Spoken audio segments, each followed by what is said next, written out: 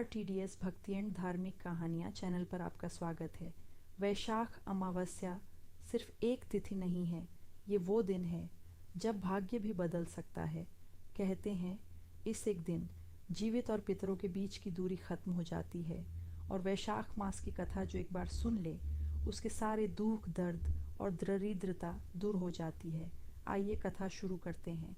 एक समय की बात है जब धरती पर धर्म और अधर्म के बीच संतुलन बना हुआ था, लेकिन समय के साथ लोगों के मन में लोभ और अहंकार बढ़ने लगा था और वे अपने कर्तव्यों को भूलते जा रहे थे। उसी समय वैशाख मास का आगमन हुआ, जिसे देवताओं ने अत्यंत पवित्र माना है, क्योंकि इस महीने में की गई तपस्या और दान का फल कई गुना बढ़ जाता है। और इसी महीने की अमावस्या का दिन विशेष रूप से पितरों की शांति और आत्मा की मुक्ति के लिए सबसे श्रेष्ठ माना जाता है। कहा जाता है कि इस दिन यदि सच्चे मन से स्नान दान और पितरों का स्मरण किया जाए तो उनके अधूरे कर्म पूरे होते हैं और वे प्रसन्न होकर अपने वंशजों को आशीर्वाद देते हैं। उसी समय एक नगर में धर्मदास नाम का एक व्यापारी रहता था, जो बहुत धनवान था, लेकिन उतना ही कंजूस और अहंकारी भी था। उसे अपने धन पर बहुत घमंड था और वह कभी किसी को दान नहीं देता था। यहाँ तक कि अपने घर के नौकरों के साथ भी वह कठोर व्यवहार करता था। उसकी पत्नी सीता इसके विपरीत बहुत ही दयालु और धार्मिक स्वभाव की थी। वह हमेशा अपने पति को समझाती कि धन का असली महत्व तब है जब वह किसी के काम आए, लेकिन धर्मदास उसकी बातों को हंसी में टाल देता था। एक दिन नगर में एक साधु आया जिसने लोगों को वैशाख अमावस्या के महत्व के बारे में बताया। उसने कहा कि इस दिन गंगा स्नान करने और पितरों के नाम से दान देने से मनुष्य को मोक्ष की प्राप्ति होती है और उसके पूर्वजों को शांति मिलती है। नगर के सभी लोग इस बात को सुनकर उत्साहित हो गए और उन्होंने उस दिन के लिए तैयारियां शुरू कर दी, लेकिन धर्मदास ने इस बात को भी अनदेखा कर दिया। उसने कहा कि ये सब अंधविश्वास है और धन को यूं ही बांटना मूर्खता है। समय बीतता गया और वैशाख अमावस्या का दिन आ गया। सुबह सुबह सभी लोग नदी की ओर स्नान करने के लिए जाने लगे। धर्मदास की पत्नी भी जाने के लिए तैयार हुई, लेकिन धर्मदास ने उसे रोक दिया और कहा कि घर के काम छोड़कर कहीं जाने की जरूरत नहीं है। लेकिन सीता ने विनम्रता से कहा कि यह दिन बहुत पवित्र है और वह अपने पितरों के लिए प्रार्थना करना चाहती है। बहुत समझाने के बाद धर्मदास ने उसे जाने की अनुमति दी। सीता नदी पर पहुंची, जहां चारों ओर भक्ति का वातावरण था। लोग मंत्रोच्चार कर रहे थे और अपने पितरों को जल अर्पित कर रहे थे। सीता ने भी श्रद्धा से स्नान किया और पितरों के नाम से दान दिया। उसी समय उसे एक वृद्ध ब्राह्मण दिखाई दिया जो बहुत कमज़ोर और भूखा लग रहा था। सीता ने बिना कुछ सोचे उसे भोजन कराया और वस्त्र दान किए।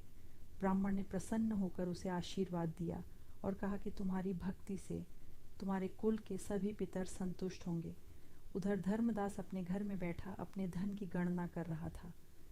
तभी उसे अचानक बेचैनी होने लगी और उसे अजीब अजीब स्वप्न दिखाई देने लगे। उसने देखा कि कुछ आत्माएं उससे सहायता मांग रही हैं और कह रही हैं कि वे उसके पितर हैं जो वर्षों से शांति के लिए भटक रहे हैं, लेकिन धर्मदास ने कभी उनके लिए कोई कर्म नहीं किया। इस कारण वे कष्ट झेल रहे हैं। यह देखकर धर्मदास भयभीत हो गया और उसने उस स्वप्न को नज़रअंदाज करने की कोशिश की, लेकिन उसकी बेचैनी बढ़ती ही गई। धर्मदास अब तक डर चुका था और उसे अपनी गलतियों का एहसास होने लगा था। उसने पहली बार महसूस किया कि धन का अहंकार उसे अंदर से खोखला कर चुका है और उसने कभी अपने पितरों के लिए कुछ नहीं किया। वह तुरंत उठ खड़ा हुआ और सीता से बोला कि मुझे बताओ मैं क्या करूं ताकि मेरे पितरों को शांति मिल सके।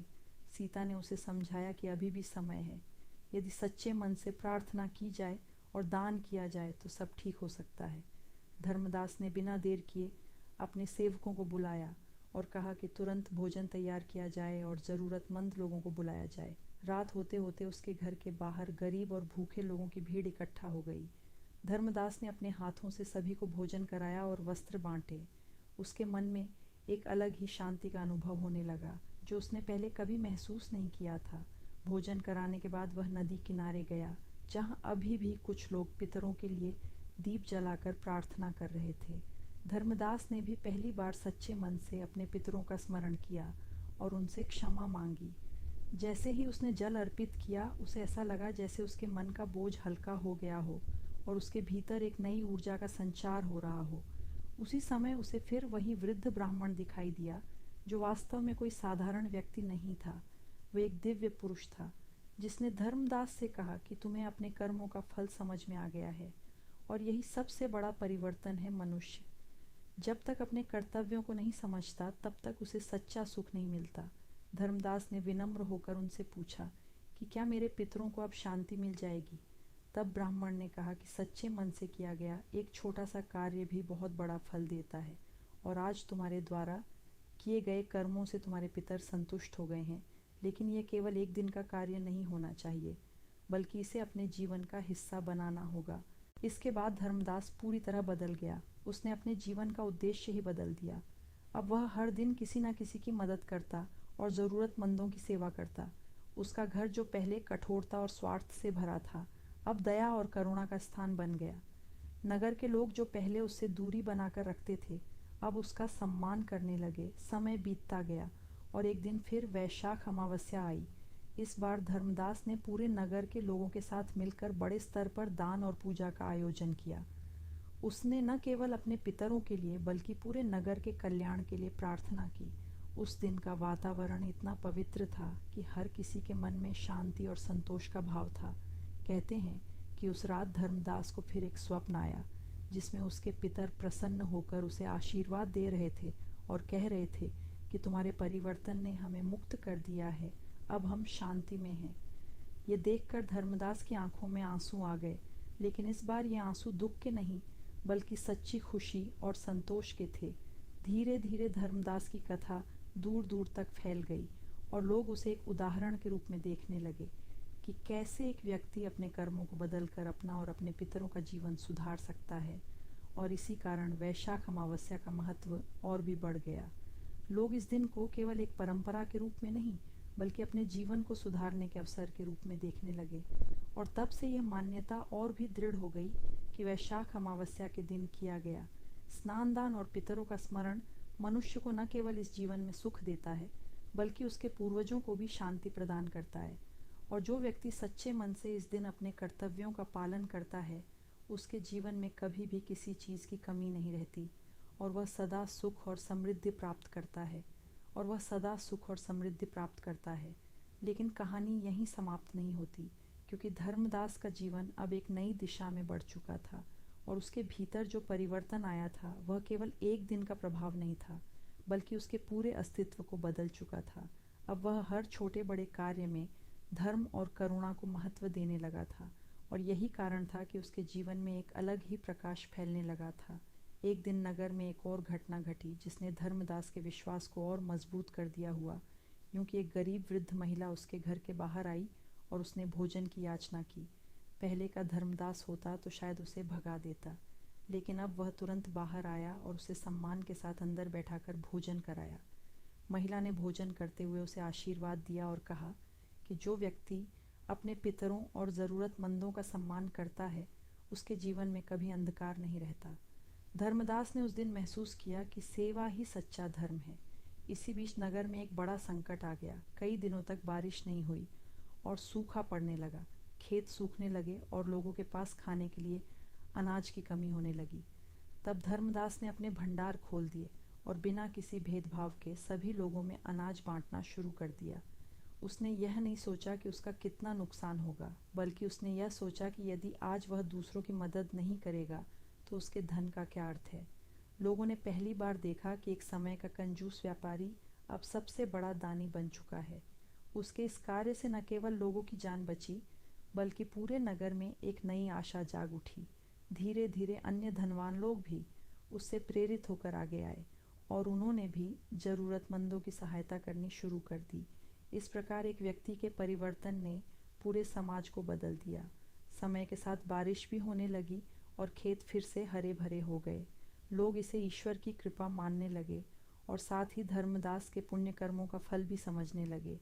धर्मदास अब पहले से कहीं अधिक शांत और संतुष्ट रहने लगा था। उसे अब यह समझ आ चुका था कि सच्चा सुख केवल अपने लिए जीने में नहीं, बल्कि दूसरों के लिए जीने में है। एक रात जब वह ध्यान में बैठा था तो उसे एक दिव्य अनुभव हुआ। उसने देखा कि एक उज्जवल प्रकाश उसके चारों ओर फैल रहा है और उसी प्रकाश में उसके पितरों की छवि प्रकट हुई। वे मुस्कुरा रहे थे और उसे आशीर्वाद दे रहे थे। उन्होंने कहा कि तुम्हारे सत्कर्मों ने न केवल हमें शांति दी है, बल्कि तुम्हारे आने वाले वंश को भी सुख और समृद्धि का आशीर्वाद दिया है। ये सुनकर धर्मदास का हृदय कृतज्ञता से भर गया। इसके बाद उसने संकल्प लिया कि वह हर वर्ष वैशाख अमावस्या के दिन विशेष रूप से सेवा और दान करेगा और लोगों को भी इसके महत्व के बारे में बताएगा। उसने अपने नगर में एक परंपरा शुरू की, जिसमें इस दिन सभी लोग मिलकर नदी के किनारे जाकर स्नान करते और फिर गरीबों को भोजन कराते और अपने पितरों के लिए प्रार्थना करते। यह परंपरा धीरे धीरे एक उत्सव का रूप लेने लगी, जिसमें हर वर्ग के लोग शामिल होने लगे। धर्मदास की पत्नी सीता, जो शुरू से ही धर्मपरायण थी, वह यह सब देखकर बहुत प्रसन्न थी। उसे हमेशा विश्वास था कि एक दिन उसका पति बदल जाएगा, और आज उसका वह विश्वास सच हो चुका था। दोनों मिलकर अब समाज की सेवा में अपना जीवन बिताने लगे। कहते हैं कि कई वर्षों बाद जब धर्मदास वृद्ध हुआ और उसका अंतिम समय निकट आया, तो वह बिल्कुल शांत था। उसे किसी बात का डर नहीं था, क्योंकि उसने अपना जीवन सच्चे कर्मों में बिताया था। अंतिम समय में उसने अपने परिवार को यही संदेश दिया कि कभी भी धन के अहंकार में मत डूबना और हमेशा अपने पितरों का सम्मान करना और ज़रूरतमंदों की मदद करना, यही जीवन का सच्चा धर्म है। 9। और जैसे ही उसने अपने अंतिम शब्द कहे, उसके चेहरे पर एक हल्की मुस्कान थी, मानो उसे पहले से ही पता हो कि उसके पितर उसे लेने आए हैं, और वह शांति के साथ इस संसार से विदा हो गया। उसके जाने के बाद भी उसकी कहानी लोगों के दिलों में जीवित रही, और हर वैशाख अमावस्या को लोग उसे याद करते और उसके बताए मार्ग पर चलने का संकल्प लेते। और इस प्रकार यह कथा हमें ये सिखाती है कि वैशाख अमावस्या केवल एक तिथि नहीं है, बल्कि ये एक अवसर है अपने जीवन को सुधारने का, अपने पितरों के प्रति कृतज्ञता व्यक्त करने का, और समाज के प्रति अपने कर्तव्यों को निभाने का। जो व्यक्ति इस दिन सच्चे मन से सेवा और दान करता है, उसका जीवन हमेशा सुखमय और संतुलित रहता है, और उसे ईश्वर की विशेष कृपा प्राप्त होती है। अगर आपको ये कहानी पसंद आई हो तो लाइक, शेयर, कमेंट करें और चैनल को सब्सक्राइब करें। मिलते हैं एक और नई कहानी के साथ। तब तक के लिए कमेंट में जय श्री राम लिखें